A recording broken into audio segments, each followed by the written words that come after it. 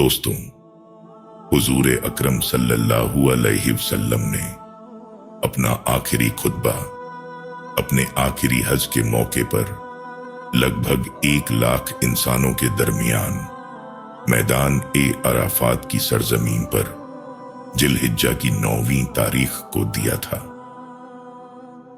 लोगों, अल्लाह के सिवा कोई और माबूद नहीं है। वो एक है, उसका कोई शरीक नहीं। अल्लाह ने अपना वादा पूरा किया। उसने अपने रसूल की मदद फरमाई और तन्हा ही बातिल की तमाम ताकतों को शिकस्त दी। लोगों, मेरी बात सुनो। मैं नहीं समझता कि आइंदा हम फिर कभी इस तरह जमा होंगे और शायद इस साल के बाद मैं हज न कर सकूंगा। लोगों, अल्लाह ताला फरमाता है कि इंसानों, हमने तुम सबको एक ही मर्द और औरत से पैदा किया है और तुम्हें जमातों और कबीलों में तकसीम किया है ताकि तुम अलग अलग पहचाने जाओ। तुम में से अल्लाह के सबसे नजदीक, सबसे बेहतर और इज्जत वाला वो है जो अल्लाह से सबसे ज्यादा डरता हो। न किसी अरबी को किसी अजमी पर फौकियत हासिल है और न किसी अजमी को अरबी पर। न काला गोरे से बेहतर है, न गोरा काले से बेहतर है। हां, अगर इज्जत व तौकीर का कोई मियार है तो वो तकवा है। तमाम इंसान आदम की औलाद हैं और आदम को मिट्टी से बनाया गया था। अब फजीलत और बरतरी के सारे दावे, खून व दौलत के सारे मुतालिबात और सारे इंतजाम मेरे पैरों तले रौंद दिए गए हैं। हालांकि खाने काबा का इंतजाम और हाजियों को पानी पिलाने का सिलसिला जारी रहेगा।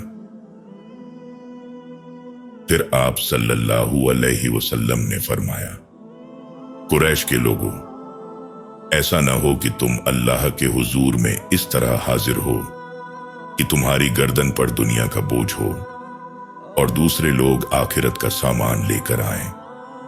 और अगर ऐसा हुआ तो मैं अल्लाह के सामने तुम्हारे किसी काम का नहीं रहूंगा। कुरैश के लोगों, अल्लाह ने तुम्हारे झूठे गुरूर को नेस्त नाबूद कर दिया है और तुम्हारे बाप दादा के कारनामों पर फख्र करने की कोई गुंजाइश नहीं है। लोगों, तुम्हारा खून, माल और इज्जत हमेशा के लिए एक दूसरे पर हराम हो गई है। इन चीजों की अहमियत वही है जो तुम्हारे दिन और इस मुबारक महीने की है। खास तौर पर इस शहर में तुम सब अल्लाह के हुजूर जाओगे और वो तुमसे तुम्हारे आमाल के बारे में पूछेगा। देखो, मेरे बाद गुमराह न हो जाना और एक दूसरे का खून बहाना शुरू न कर देना। अगर किसी के पास अमानत रखी जाए तो वो इस अमानत को उसके सुपुर्द करने का पाबंद है। लोगों, हर मुसलमान दूसरे मुसलमान का भाई है और तमाम मुसलमान आपस में भाई हैं। अपने गुलामों का ख्याल रखना। हां, अपने गुलामों का ख्याल रखना। उन्हें सिर्फ वही खिलाओ जो तुम खाते हो। उन्हें वैसा ही पहनाओ जैसा तुम पहनते हो। मैंने जहालत की हर चीज को पांव से कुचल दिया।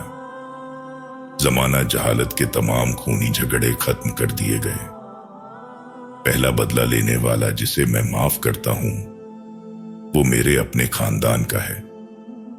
मैं रबिया बिन हारिस के दूध पीते बेटे का खून माफ करता हूं जिसे बनु हुसैन ने कत्ल किया था। दौर-ए-जाहिलियत के सूद की अब कोई अहमियत नहीं रही। पहला सूद जिसे मैं मनसूख करता हूं वो अब्बास बिन अब्दुल मुत्तलिब के खानदान का सूद है जो अब खत्म हो गया। लोगों, अल्लाह ने हर हकदार को उसका हक दिया है। अब कोई किसी वारिस के हक में वसीयत न करे। बच्चा उसी को दिया जाएगा जिसके बिस्तर पर वो पैदा हुआ था। जो भी मुजरिम साबित हुआ उसकी सजा पत्थर है। तमाम आमाल का हिसाब अल्लाह के पास होगा। जिसने अपना नसब बदल दिया या गुलाम अपने आका के बजाय किसी और को अपना आका बना लिया तो अल्लाह उस पर लानत भेजता है। कर्ज अदा किया जाए, मांगी हुई चीज वापस की जाए, हदिया अदा किया जाए और जो किसी की जमानत ले उसे जुर्माना अदा करना चाहिए। किसी के लिए जायज नहीं कि वो अपने भाई से कुछ ले सिवाय इसके कि जो उसका भाई राजी हो और खुशी से दे। अपने आप को या दूसरों को अजियत न दें। औरत के लिए जायज नहीं कि अपने शौहर का माल उसकी इजाजत के बिना किसी को दे। देखो, तुम्हारी बीवियों का तुम पर कुछ हुकूक है, इसी तरह उन पर आपके कुछ हुकूक हैं। औरतों पर तुम्हारा हक है कि वो किसी को दावत न दें जिसे तुम पसंद न करो और न ही कोई खयानत करें, और अगर वो ऐसा करें तो तुम्हें अल्लाह की तरफ से इजाजत है कि उन्हें हल्की जिस्मानी सजा दें, और अगर वो बाज आ जाएं तो उन्हें अच्छी तरह खाना खिलाना और कपड़े पहनाना।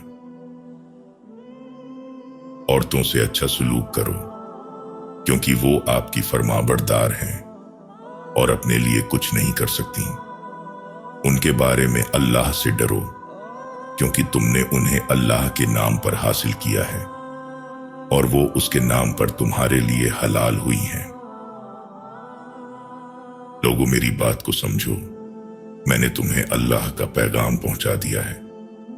मैं तुम्हारे लिए दो ऐसी चीजें छोड़ दे जा रहा हूं कि अगर तुम उनकी पैरवी करोगे तो कभी गुमराह नहीं होगे अगर तुम उन पर कायम रहोगे। और वो है अल्लाह की किताब कुरान और उसके आखिरी नबी के इस कुरान पर अमल। हाँ, देखो, दीन के मामले में हद से न बढ़ो क्योंकि तुमसे पहले लोग इन्हीं वजहों से हलाक हुए थे। अब शैतान को यह उम्मीद नहीं है कि इस शहर में उसकी इबादत की जाएगी, लेकिन मुमकिन है कि जिन उमूर को आप कम अहमियत देते हैं उनकी बात मान ली जाए और वो ऐसा करने पर आमादा हो। इसलिए तुम अपने दीन ईमान की हिफाजत करना। लोगों, अपने रब की इबादत करो, 5 वक्त की नमाज पढ़ो, पूरे महीने के रोजे रखो और अपने माल की ज़कात खुश दिल से देते रहो। खानाए काबा का हज करो और अपने अहले अमल की इताअत करो तो तुम अपने रब की जन्नत में दाखिल हो जाओगे। अब मुजरिम खुद अपने जुर्म का जिम्मेदार होगा और अब न बाप की जगह बेटा पकड़ा जाएगा और न बेटे का बदला बाप से लिया जाएगा। सुनो, जो लोग यहां मौजूद हैं वो ये अहकाम और बातें उन लोगों तक पहुंचाएं जो यहां नहीं हैं। शायद कोई गैर हाजिर इन बातों को आपसे बेहतर समझ सके और उनकी हिफाजत कर सके। और लोगों, तुमसे अल्लाह के सामने मेरे बारे में पूछा जाएगा, बताओ क्या जवाब दोगे? लोगों ने जवाब दिया कि हम गवाही देंगे कि आप सल्लल्लाहु अलैहि वसल्लम ने दीन का पैगाम पहुंचाया और अपनी रिसालत का फरीजा अदा किया और हमें हक और नेकी का रास्ता दिखाया। ये सुनकर सल्लल्लाहु अलैहि वसल्लम ने अपनी शहादत की उंगली आसमान की तरफ उठाई और लोगों की तरफ इशारा करते हुए 3 बार फरमाया, अल्लाह गवाह रहना, अल्लाह गवाह रहना, अल्लाह गवाह रहना।